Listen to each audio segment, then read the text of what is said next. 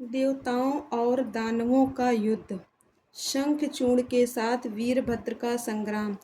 पुनः उसके साथ भद्रकाली का भयंकर युद्ध करना और आकाशवाणी सुनकर निवृत्त होना। शिव जी का शंखचूड़ के साथ युद्ध और आकाशवाणी सुनकर युद्ध से निवृत्त हो विष्णु को प्रेरित करना। विष्णु द्वारा शंखचूड़ के कवच और तुलसी के शील का अपहरण। फिर रुद्र के हाथों त्रिशूल द्वारा शंखचूड़ का वध। शंख की उत्पत्ति का कथन। सनंत कुमार जी कहते हैं, महर से जब उस दूत ने शंखचूड़ के पास जाकर पूर्वक शिव जी का वचन कह सुनाया तथा तत्वता उनके यथार्थ निश्चय को भी प्रकट किया, तब उसे सुनकर प्रतापी दानव शंखचूड़ ने भी परम प्रसन्नता पूर्वक युद्ध को ही अंगीकार किया। फिर तो वह तुरंत ही मंत्रियों सहित रथ पर जा बैठा और उसने अपनी सेना को शंकर के साथ युद्ध करने के लिए आदेश दिया। इधर अखिलेश्वर शिव जी ने भी तत्काल ही अपनी सेना को तथा देवों को आगे बढ़ने की आज्ञा दी और स्वयं भी लीलावश युद्ध के लिए सन्नद्ध हो गए। फिर तो शीघ्र ही युद्ध आरंभ हो गया। उस समय नाना प्रकार के रणवाद्य बजने लगे। वीरों के शब्द और कोलाहल चारों ओर गूंज उठे। मुने इस प्रकार देवताओं और दानवों का परस्पर युद्ध होने लगा। उस समय वे दोनों सेनाएं धर्म पूर्वक जूझने लगीं। स्वयं महेंद्र वृषपर्वा के साथ लड़ने लगे और विप्रचित्त के साथ सूर का धर्म युद्ध होने लगा। विष्णु दम्भ के साथ भीषण संग्राम करने लगे। कालासुर से काल, गोकर्ण से अग्नि, कालके से कुबेर, मय से विश्वकर्मा, भयंकर से मृत्यु, संहार से यम, कालिंबिक से वरुण, चंचल से वायु, घटपृष्ठ से बुध, रक्ताक्ष से शनैश्चर, रत्नसार से जयंत, वर्चागणों से वशुगण, दोनों दीप्तिमानों से दोनों अश्विनी कुमार, धूम्र से नलकूबर, धुरंधर से धर्म, गणकाक्ष में मंगल, शोभाकर से वैश्वानर, पिपिट से मनमथ, गोकामुख चूर्ण, खड़क, धूम्र, शंघल, प्रतापी, विश्व और पलाश नामक असुरों से बारहों आदित्य धर्म पूर्वक लोहा लेने लगे। इस प्रकार शिव की सहायता के लिए आए हुए अमरों का असुरों के साथ युद्ध होने लगा। 11 महारुद्र महान बल पराक्रम से संपन्न 11 भयंकर असुर वीरों से भिड़ गए। उग्र और चंड आदि के साथ महामणि, राहु के साथ चंद्रमा और शुक्राचार्य के साथ बृहस्पति धर्म युद्ध करने लगे।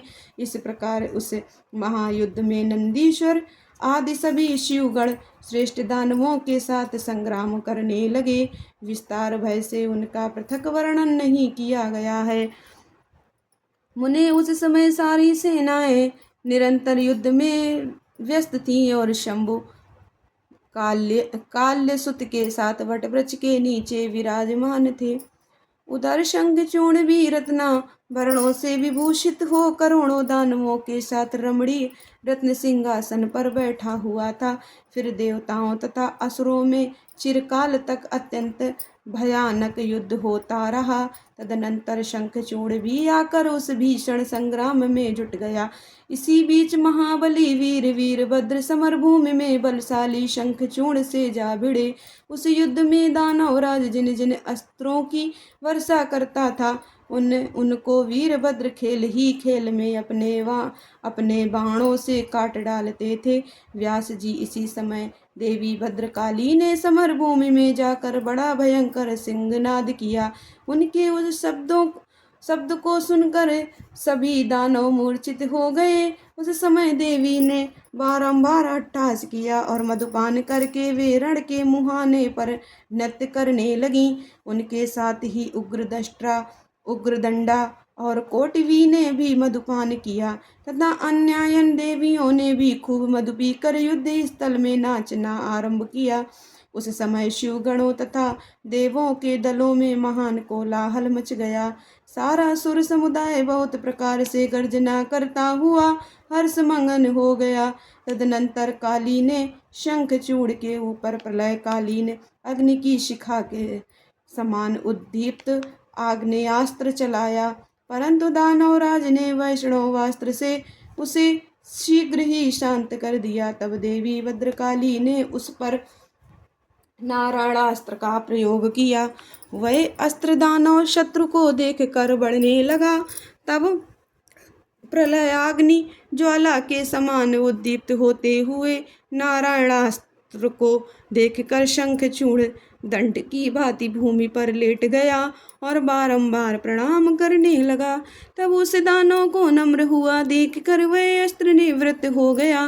तत्पश्चात देवी ने उस पर मंत्र पूर्वक ब्रह्मास्त्र छोड़ा। उस अस्त्र को प्रज्वलित होता हुआ देखकर दानवराज ने भूमि पर खड़े होकर उसे प्रणाम किया और ब्रह्मास्त्र से ही उसका निवारण कर दिया। तदनंतर वह दानवराज कुपित हो उठा और वेग पूर्वक अपने धनुष को खींचकर देवी के ऊपर मंत्र पाठ करते हुए दिव्यास्त्रों की वर्षा करने लगा। भद्रकाली समरभूमि में अपने विस्तृत मुख को फैलाकर उन अस्त्रों को निगल गई और अट्टहास पूर्वक गर्जना करने लगी, जिससे दानव भयभीत हो गए। तब शंखचूड़ ने काली के रूप 100 योजन लंबी शक्ति से वार किया, परंतु देवी ने अपने दिव्यास्त्र समूह से उसके 100 टुकड़े कर दिए। यूं उन दोनों में चिरकाल तक युद्ध होता रहा और सभी देवता तब दानव दर्शक बनकर उसे देखते रहे। अंत में देवी ने महान कोपावेश से उस पर वेग पूर्वक मुष्टि प्रहार किया। उसकी चोट से वह दानवराज चक्कर काटने लगा और उसी क्षण मूर्छित हो गया। फिर क्षण भर में ही उसकी चेतना लौट आई और वह उठ खड़ा हुआ, परंतु उस प्रतापी ने मात्र बुद्धि होने के कारण देवी के साथ बाहुयुद्ध नहीं किया। तब देवी ने उस दानव को पकड़कर उसे बारंबार घुमाया और बड़े क्रोध से वेग पूर्वक ऊपर को उछाल दिया।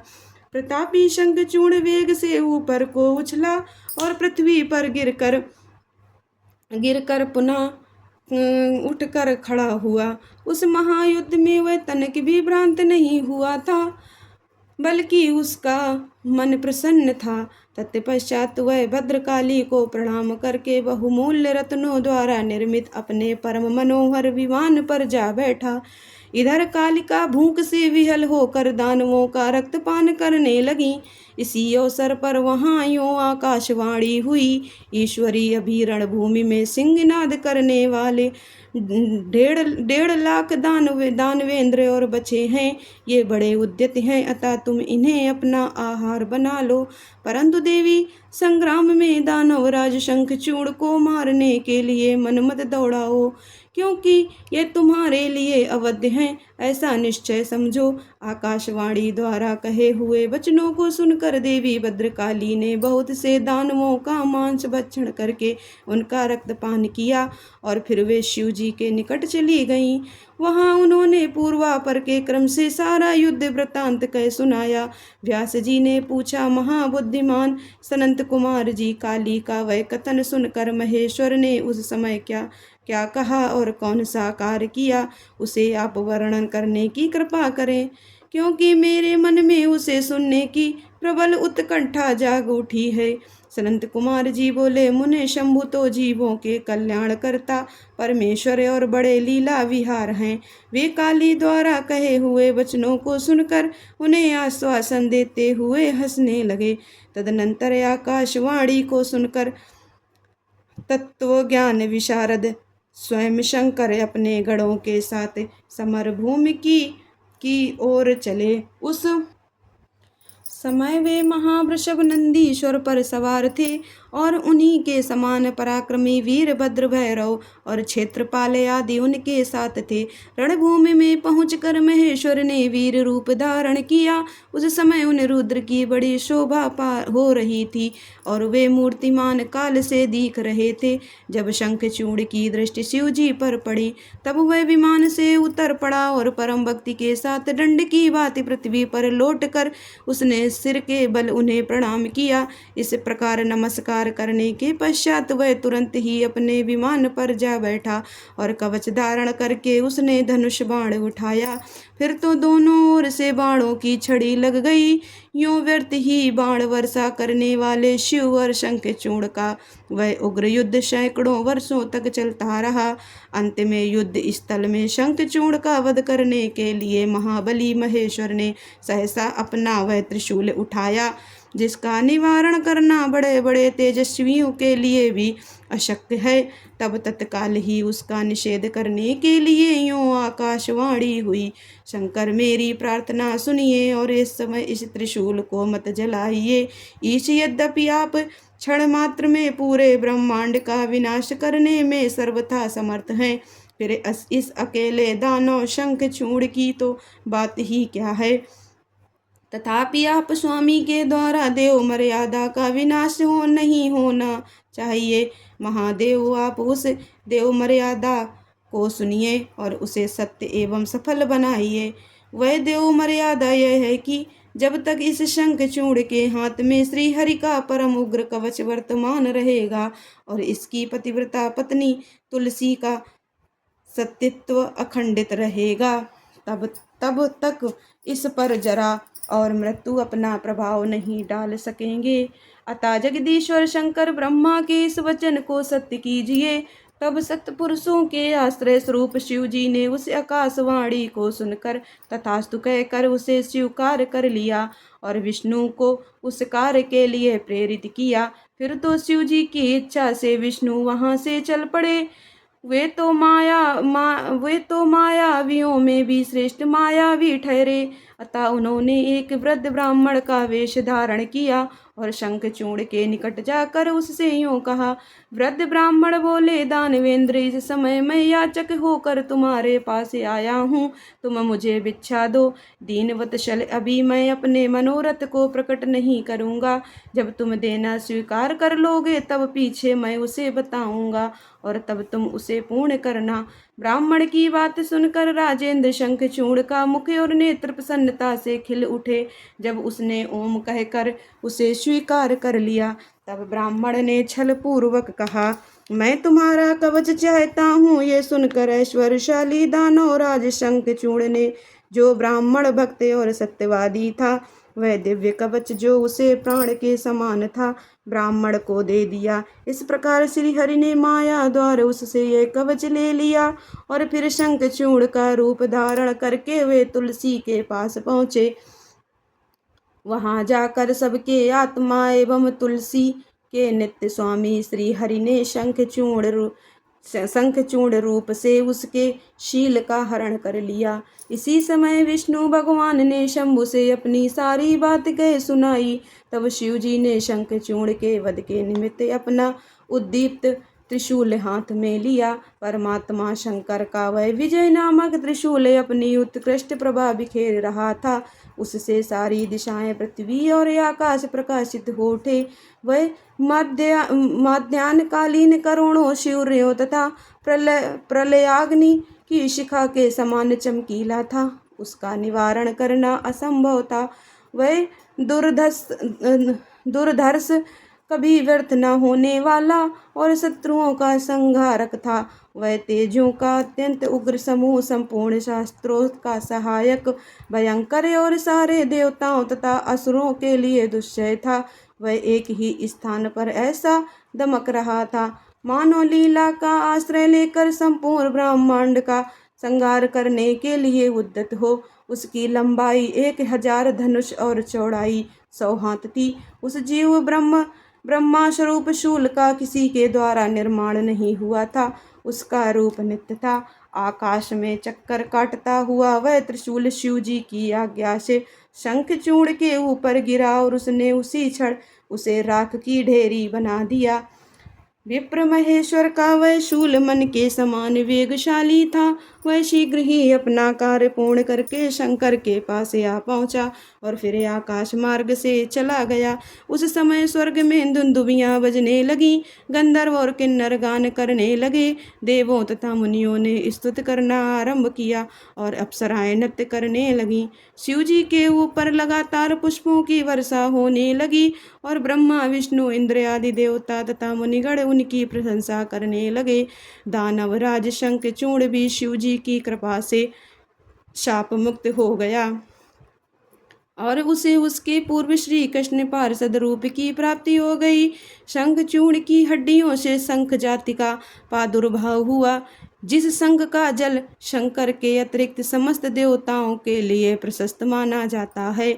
महामुने श्रीहरि और लक्ष्मी को तथा उनके संबंधियों को भी शंख का जल विशेष रूप से अत्यंत प्रिय है, किंतु शिव के लिए नहीं। इस प्रकार शंखचूड़ को मारकर शंकर उमा स्कंद और गणों के साथ प्रसन्नता पूर्वक नंदीश्वर पर सवार हो शिवलोक को चले गए।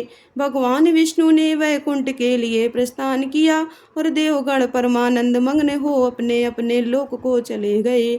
उस समय जगत में चारों ओर परम शांति छा गई, सबको निर्विघ्न रूप से सुख मिलने लगा।